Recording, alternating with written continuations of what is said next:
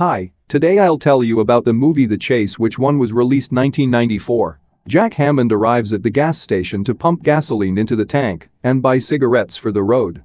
He pays the bill at the checkout when two policemen enter the store. Their appearance makes the man nervous, but he tries not to show it and asks the cashier to give him the change faster, but he has difficulties. The cashier tries to unpack a stack of change but accidentally spills coins, which attracts the eyes of the police. After hearing on the radio about the theft of a silver Volkswagen Rabbit, the cops notice a car of the same make and color on the street.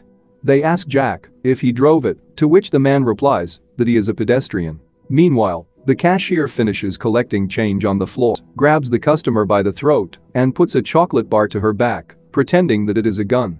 He tells the cashier to take away the police guns and put them in his pockets. Taking a real gun out of his pocket, Jack threatens that he will kill the girl if the cops don't let him leave. He takes the hostage and drives off in one of the patrol cars. A show about the life of Newport police officers is being filmed. The heroes of the plot claim that there is enough crime in this city, but there is not as much of it here as happens in megacities. On the radio, the hijacking and kidnapping are announced again, and the police, along with the reporter and the cameraman, give chase.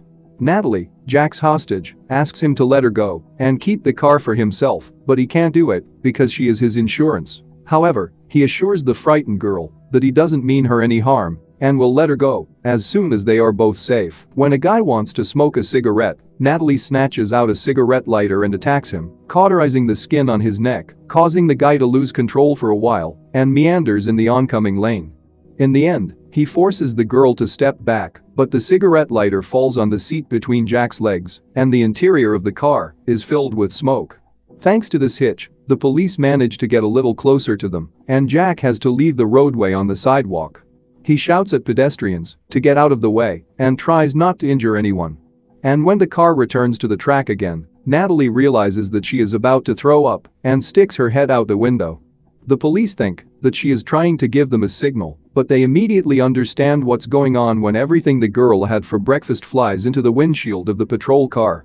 Suddenly, Jack finds out that he has kidnapped not just a girl from a gas station, but the daughter of an industrial magnate, Dalton Voss. He realizes that he cannot escape from the chase within Newport, especially since now everyone will decide that he deliberately kidnapped the billionaire's daughter to demand a ransom, so he drives onto the interstate highway leading to the Mexican border and informs Natalie that she will have to leave with him. Meanwhile, Dalton Voss, having learned about the abduction of his daughter, arrives at the station and tries to find out if the police are doing everything possible to save Natalie. Employees finally manage to establish the identity of the criminal the day before Jack was convicted and sentenced to 25 years in prison for armed bank robbery, but escaped while transporting prisoners. The police are connecting all available patrols and a helicopter to his capture, and the news about the fugitive criminal and the kidnapping of the tycoon's daughter is already being played on all federal channels. During the chase, there are several accidents involving civilian cars and an anatomical theater truck, from which artificial but realistic and scary corpses fall out onto the road. Jack, once again trying to calm Natalie down, tells her that he hates violence and the accusation is false. At the time of the bank robbery, he lived on the other side of town and worked as a clown at children's parties. The real robber just dressed up as a clown, and Jack's neighbor reported him to the police because she saw him in a similar costume. During a search of the apartment, the police found the suit and arrested him in order to close the case as soon as possible. Dalton Voss contacts Natalie to see if she's okay. The man offers Jack a ransom of $50,000 but is refused in response. Dalton, along with his wife, Natalie's stepmother, finds time to tell his daughter that she has been disappointing him lately, but Jack quickly gets bored of it. He intervenes in their conversation and stands up for his hostage. Natalie remains shocked by this gesture because no one had ever allowed himself to talk to her father in such a tone before, and even more, so no one stood up for her in front of him.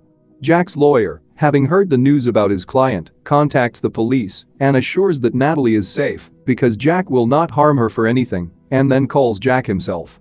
He asks him to stop the car and surrender, but the guy, of course, refuses because he was convicted unfairly, and besides, now, in addition to robbery, theft of 2 cars, shooting at police officers and intentional kidnapping will be added to his charges, which means that instead of 25 years he will be given a life sentence.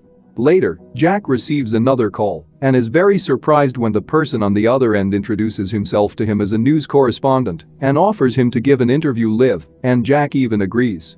Meanwhile, two guys passing by, seeing the chase, decide to become heroes and catch the criminal on their own. However, their plan soon fails. They arrange a major car accident and blow up their own car, but they themselves remain alive.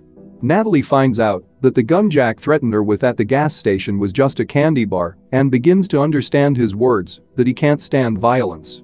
Feelings are born between them. Natalie shares a chocolate bar, feeds it to Jack and treats the wound on his neck, which she herself left, and Jack admits that, when he saw her in the store before the abduction, he immediately thought that under other circumstances he would have met her and asked her out. The girl begins to ask him about his personal life and finds out that the last 2 years spent waiting for the verdict, he was completely free, and then kisses him and offers to make love right in the middle of the road without looking up from the steering wheel, and the police on their tail are lost in guesses why the car suddenly began to wobble instead of the route in a straight lines. A little later, Natalie informs that she herself wants to go to Mexico with him because there is nothing holding her here. She offers to demand a large ransom from her father so that there is something to live on for the first time, and Jack, thinking about this proposal, suddenly notices that the highway is completely empty. When they reach the Mexican border, the guys realize that the road is completely blocked and a bunch of police cars and a couple of bulldozers are crowding right in front of them, blocking the passage. Natalie panics again and asks Jack to do something, and he turns around, goes off the highway to the side of the road, and breaks through the metal fence. Jack is overcome by his conscience, and he stops the car, not wanting to ruin Natalie's life, because if he takes her with him, she will have to hide from the police for the rest of her life. From all sides, they are immediately surrounded by police, reporters and 2 helicopters. Jack gives the girl a gun stolen from a policeman at a gas station, asks her to get out of the car and not put herself in danger anymore, and Natalie reluctantly fulfills his request. The guy decides to spend his last minutes at liberty with music and a cigarette in his teeth, after which he goes outside and pretends to get a weapon from behind his back, and the police react quickly and launch a series of bullets at him, which causes Jack to tragically die on the spot. However, this turns out to be just a figment of Jack's imagination, and in reality he doesn't even have anything to light a cigarette with. He gets out of the car with his hands up and lets himself be arrested. But Natalie can't let the police put her lover away and decides to act. She takes a gun out of her purse, takes a reporter hostage, and threatens to kill him if they don't let Jack go. And to prove the seriousness of her intentions, she blows up a police helicopter with one shot, and after waiting for the cops to release the guy, she tells everyone to stay in their seats. Together with Jack and the pilot, she gets into the helicopter of the film crew, and they fly away. And a few days later, Jack and Natalie are peacefully drinking cocktails and relaxing on the beach in Mexico City. Thanks for watching. I hope you enjoy it. Guys, if you want to support us, click the red button below. See you next video.